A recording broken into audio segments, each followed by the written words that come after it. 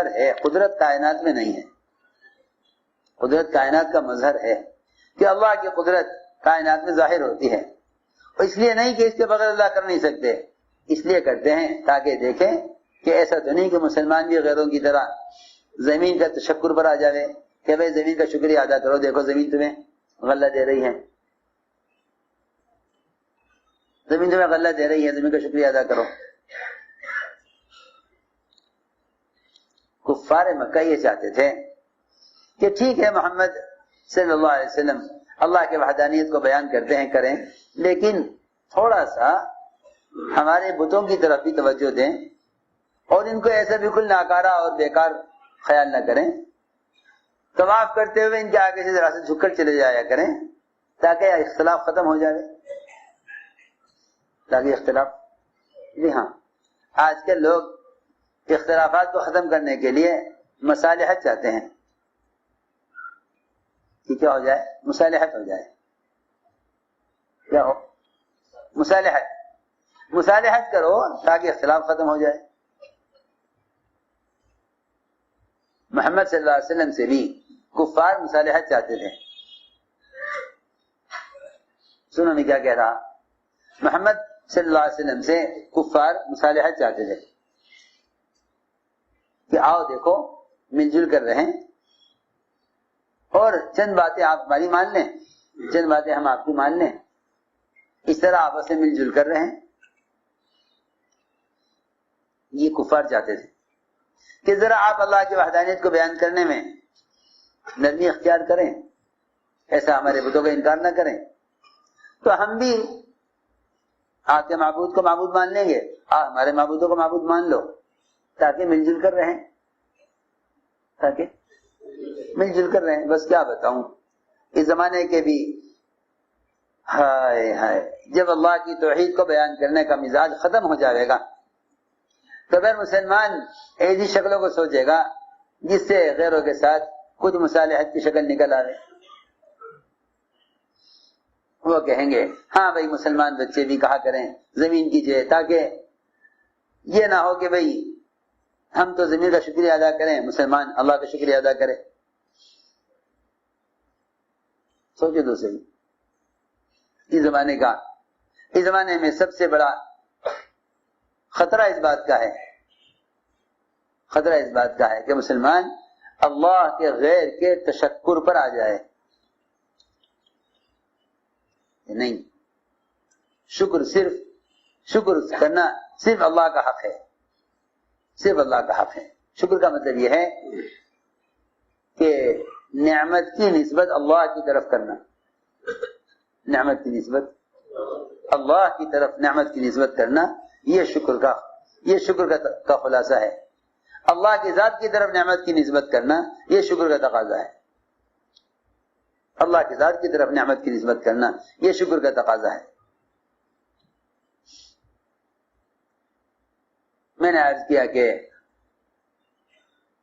ہم کیونکہ نظام کائنات کو قدرت سمجھتے ہیں، اس لیے یہ سمجھتے ہیں کہ جو اسباب سے لے رہے ہیں وہ قدرت سے لے رہے ہیں، حالانکہ جنہیں اللہ کی ذات سے لینا آ جاتا ہے ان کے نزدیک اسباب کی حیثیت ختم ہو جاتی ہے. اسباب کی حیثیت ختم ہو جاتی ہے تو وہ عمل کی آواز پر اسباب چھوڑ کر ایسے چلے جاتے ہیں گویا ان کا ان اسباب سے کوئی تعلق ہی نہیں تھا. یہ حضرت صاحب حضرت نے عنوان قائم کیا ہے حضرت صحابہ میں کہ صحابہ اللہ کے حکموں پر اور نماز اور دین کے تقاضوں پر دنیا کو ایسا چھوڑ دیا کرتے تھے گویا ان کا دنیا سے کبھی کوئی تعلق نہیں تھا. ایسے چھوڑ دیا کرتے تھے. کیوں؟ اس لیے کہ ان کے نزدیک سبب انتہائی غیر یقینی اور اعمال انتہائی یقینی، اس لیے ان کے لیے اسباب کا چھوڑ دینا بہت آسان تھا. وہ یہ سوچ کے چھوڑ دیتے کہ اس سے کچھ ملنے والا نہیں ہے، اس سے کچھ ملنے والا نہیں ہے. انہیں اسباب کے مقابلے میں اعمال کا یقینی ہونا ایسا نظر آ جاتا تھا کہ ان کے لیے سبب کا چھوڑنا ہی کامیابی دکھلاتا تھا. سبب کا چھوڑنا کامیابی دکھلاتا تھا. یہاں اسباب کا چھوڑنا ناکامی دکھلاتا ہے، وہاں اسباب کا چھوڑنا کامیابی دکھلاتا تھا. کہ میں نے سب کو حکم پر چھوڑا ہے، اللہ کامیاب کرنے والے ہیں۔ اسی لیے اللہ نے بعض صحابہ کے باغات کو سال میں دو مرتبہ باغات سے پھل دیا ہے۔ ایک صحابی نے آ کر عرض کیا کہ میں تو قرض سے تنگ آ گیا ہوں، اگر میں سال ہر سال سارے باغ کی آمدنی قرض میں دوں، اپنے گھر ایک کھجور لے کر بھی نہ جاؤں، تو میں سمجھتا ہوں کہ میرا قرض ادا نہیں ہوگا۔ فرمایا پھل توڑ لیا ہے؟ کہ جی ہاں، سارا باغ کا پھل ٹوٹا ہوا ہے، ہر قسم کی کھجوروں کا الگ ڈھیر لگا ہوا ہے۔ فرمایا چلو باغ میں، اور جتنے بھی لوگ ہیں جن کا حق تمہارے ذمہ ہے سب کو بلا لو۔ اعلان کر دیا کہ جس کا ہمارے ذمہ حق ہے وہ آ جائے۔ چنانچہ روایت میں ہے سب آ گئے۔ فرمایا کہ جتنا ہے تمہارا حق لے جاؤ اس میں سے تول کر۔ کہتے ہیں صحابی سارا قرضہ ادا ہو گیا، مگر مجھے کہیں ایک کھجور کی جگہ خالی نظر نہیں آتی تھی کہ یہاں سے کوئی کھجور اٹھائی گئی ہے۔ سارا قرضہ ادا ہو گیا، ایک کھجور کی جگہ کہیں خالی نظر نہیں آتی تھی۔ تم ہم سے لینے کے والے راستے پر تو آؤ، کیا بتائیں، کمائی کے اسباب کو اللہ کا ضابطہ سمجھتے ہیں۔ تجارت ضابطہ نہیں ہے، زراعت غلہ لینے کا ضابطہ نہیں ہے، دوا شفا لینے کا ضابطہ نہیں ہے، ہتھیار حفاظت کا ضابطہ نہیں ہے، ورنہ باڈی گارڈ خود ہی مار دیتے ہیں۔ اللہ اکبر۔ جو ملک ہتھیار اپنی حفاظت کے لیے بناتا ہے ان کے ہتھیار انہی کے خلاف استعمال ہوتے ہیں۔ کیا عجیب اللہ کا نظام ہے۔ اللہ کے ذات سے لینے والے ضابطوں پر آؤ، کائنات ضابطہ نہیں ہے۔ تو میں نے عرض کیا ایک وعدہ یہ ہے کہ اللہ تعالیٰ ایسی کا صرف دیتے ہیں جہاں گمان خیال نہیں پہنچتا۔ ایک وعدہ یہ ہے کہ یہ آدمی تقوی اختیار کرے گا، ہم اس کے کام میں آسانی پیدا کر دیں گے۔ کام میں آسانی، من یتق اللہ یجعل لہ من امرہ یسرا، کہ ہم متقی کے کام میں آسانی پیدا کر دیں گے۔ کیسے آسانی؟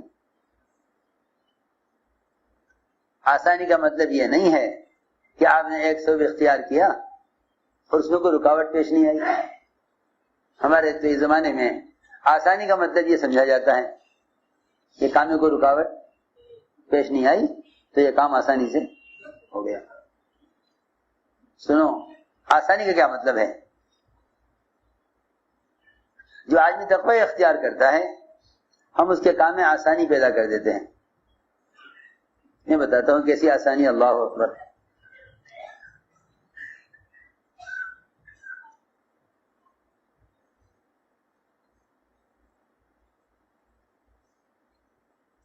اللہ رب العزت کمائی کے اسباب بھی اللہ لاتے ہیں۔ لوگ سمجھتے ہیں کہ گاہک ہمارے اشتہار سے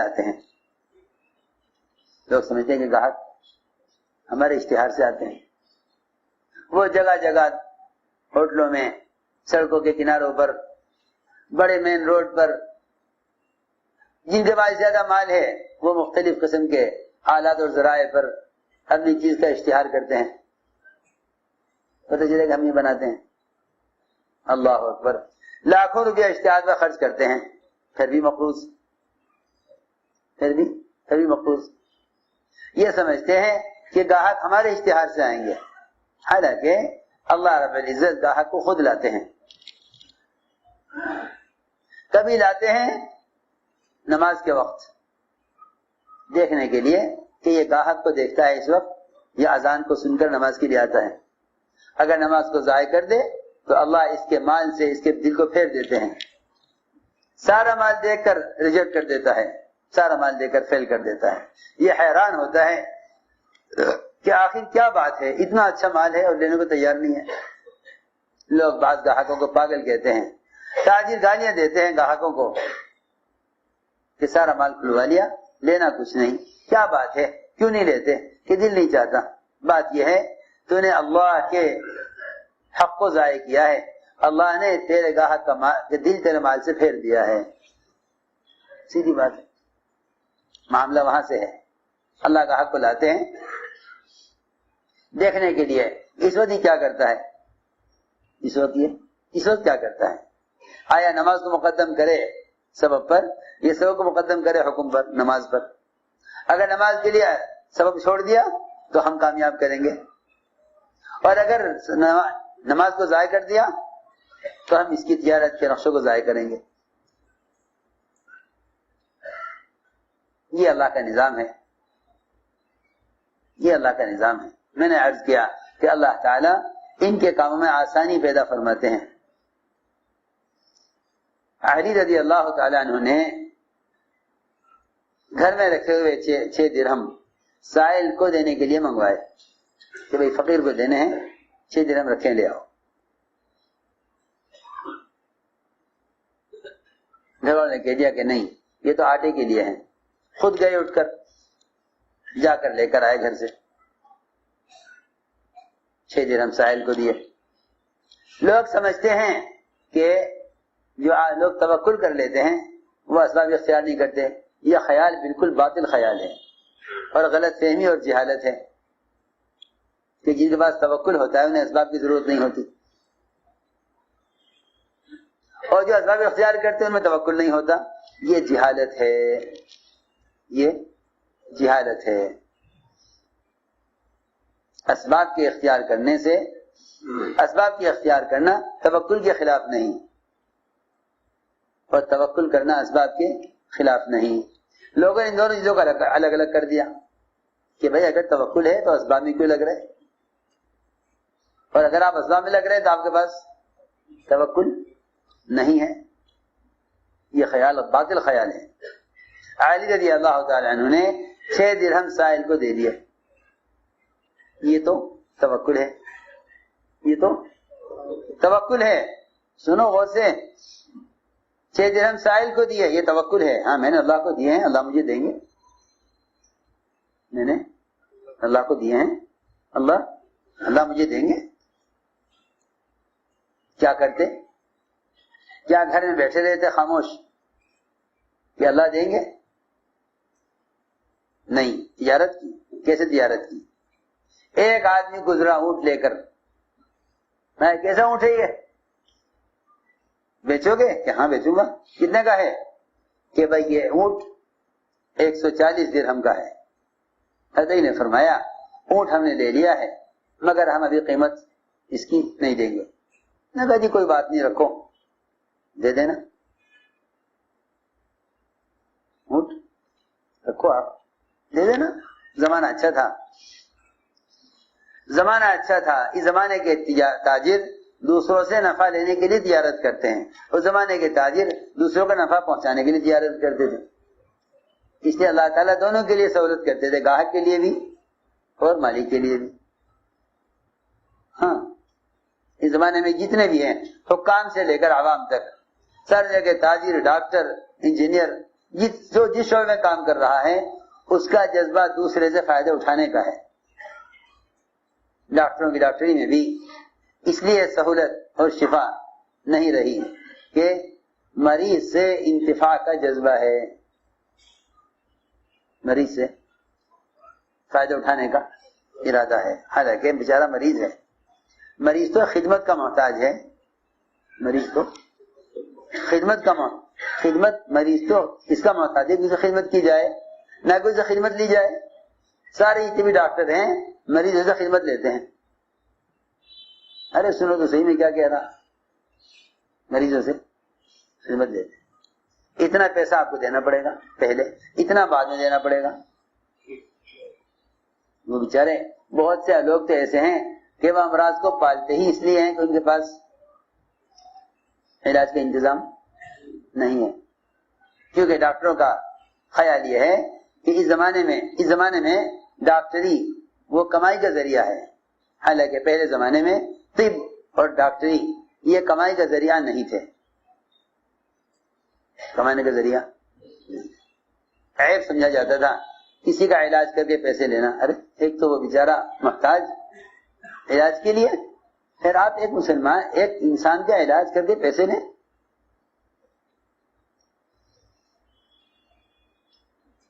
کسی زمانے میں علاج خدمت تھا، اس زمانے میں علاج تجارت ہے، اور ایسی تجارت ہے کیا بتاؤں، ایسی تجارت کہ کمپنی ایک چیز بنا کر اس کی قیمت طے کر دے گی، کمپنی ایک چیز بنا کر اس کی قیمت طے کر دے گی، لیکن علاج میں کوئی قیمت، کوئی حد، کوئی لمٹ نہیں ہے، جتنے چاہے پیسے مانگ لو، ہاں جتنے چاہے پیسے مانگ لو۔ مریض بیچارہ مجبور ہے، کیا کرے، وہ پیسے دے گا وہ، کیونکہ اس کو تکلیف ہے، اندر اس کو اندر تکلیف ہے۔ میں نے اس لیے عرض کیا کہ طب اور ڈاکٹری یہ فائدہ اٹھانے کے لیے نہیں بلکہ فائدہ پہنچانے کے لیے، یہی وجہ تھی پرانے زمانے میں اطباء جو ہوتے تھے وہ اپنا کوئی کاروبار کرتے تھے اور لوگوں کا علاج مفت کر دیا کرتے تھے، نسخہ بنا کے دے دیا کہ بھائی یہ ہے، یہ دوا اسے ملا کے کھا لو، وہ خود دوا خرید کے کھا لیا کرتا تھا۔ اس زمانے میں سب سے بڑی تجارت وہ ڈاکٹری ہے، اس زمانے میں ڈاکٹری سے کمانا عیب تھا، زمانے میں ڈاکٹری سے کمانا عیب سمجھا جاتا تھا۔ ہم نے عرض کیا کہ یہ جو نفع اٹھانے کا مزاج ہے نا دوسروں سے، اس نے تمام اسباب کی برکتیں اٹھائی ہوئی ہیں، ہر ایک کا جذبہ دوسرے سے فائدہ اٹھانے کا ہے، فائدہ پہنچانے کا جذبہ نہیں ہے۔ پھر خیانت ہے، ہر آدمی مال دیتے ہوئے ڈرتا ہے، اس نے کہا لیجیے اونٹ یہاں باندھ دیتا ہوں، آپ دے دیجیے پیسے۔ ادھر یہ اونٹ والا اونٹ باندھ کے گیا، ادھر دوسرا آدمی آ گیا، بھائی اونٹ کس کا ہے؟ کہ ہاں جی ہمارا، کیا بات ہے کہ بیچو گے؟ ہاں ضرور بیچیں گے۔ کتنے کا ہے؟ کہ 200 درہم کا۔ 200 درہم، 200 درہم لیے، اونٹ بیچا، 140 درہم اونٹ والے کو دیے، 60 درہم گھر لے گئے، 60 درہم گھر لے گئے۔ لوگ فرائض کو ضائع کر کے کمانا چاہتے ہیں کیونکہ سبب کو اصل سمجھا ہے، لوگ فرائض کو ضائع کر کے کمانا چاہتے ہیں۔ حضور اکرم صلی اللہ علیہ وسلم نے جن اعمال پر جو وعدے کیے ہیں ان وعدوں کو اصل نہیں سمجھتے۔ چنانچہ علی رضی اللہ تعالیٰ عنہ 60 درہم گھر لے گئے، اور گھر جا کر سب سے پہلا کام، یہاں گھر کی تعلیم کو کہو تو کہتے کیا ضرورت ہے، اور کیوں لازم کرتے ہو بھائی تبلیغ میں یہ کام کرو، یہ کام کرو، یہ کام کرو، یہ کام کرو، یہ کوئی لازم تو ہے نہیں کہ بھئی کوئی زبردستی ان اعمال کو کیا جائے گھروں کے اندر۔ حالانکہ جنہیں جن اعمال کے مقاصد کی خبر نہیں ہوتی وہ ان اعمال کو ہلکا سمجھ کر چھوڑ دیتے ہیں۔ گھر کی تعلیم ہی یہی تھی، گھر کی تعلیم ہی یہی تھی کہ تم گھر میں آ کر سب سے پہلے یہ بتاؤ کہ تم جو کما کر لائے ہو کہاں سے کما کر لائے ہو۔ گھر میں داخل ہوتے ہی سب سے پہلی بات یہ کہی علی رضی اللہ تعالیٰ عنہ نے کہ یہ جو ہم 60 درہم لائے ہیں، یہ 60 درہم اللہ کا وہ وعدہ ہے جو اللہ نے اپنی نبی کی زبان پر ہم سے کیا تھا۔ یہ روایت میں ہے، حضرت گھر میں داخل ہوتے ہوتے یہ کہا حضرت فاطمہ سے، ھذا ما وعدنا اللہ علی لسان نبیہ، یہ وہ وعدہ ہے اللہ کا جس کا وعدہ اللہ نے اپنے نبی کی زبان پر ہم سے کیا تھا۔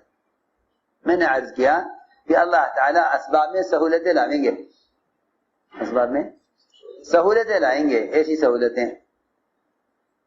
کہ داؤد علیہ السلام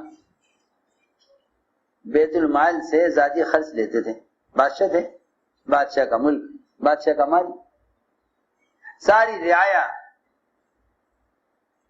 خود بادشاہ، سارا ملک بادشاہ کا، جتنے چاہے لے لو اپنے خزانے سے۔ جو بادشاہ دوسروں کو دینے والے ہوں ان کے لیے خود دینا کیا عیب ہے؟ لیکن صحابہ کے زمانے میں مزاج یہ بنایا گیا تھا، گورنروں کو تنخواہ ملتی تھی وہ تنخواہ